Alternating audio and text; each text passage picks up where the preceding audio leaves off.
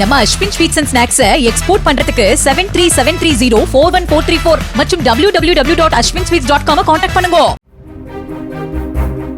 சென்னை அண்ணா நகரில் சாலை ஓரம் நின்ற காரில் இருந்தவர் திடீரென திறந்த முன்பக்க கதவின் மீது மோதி கீழே விழுந்த இளைஞர் மீது பின்னால் வந்த இனோவா கார் ஏறியதில் தலை நசுங்கி ரத்த வெள்ளத்தில் உயிரிழந்தார். கோர விபத்து குறித்து விசாரணை மேற்கொண்டுள்ள போலீசார் இன்டைரக்ட் டாக்ஸஸ் அண்ட் கஸ்டம்ஸ் என்ற பெயர் பலகையோடு இருந்த காரை பறிமுதல் செய்துள்ளனர்.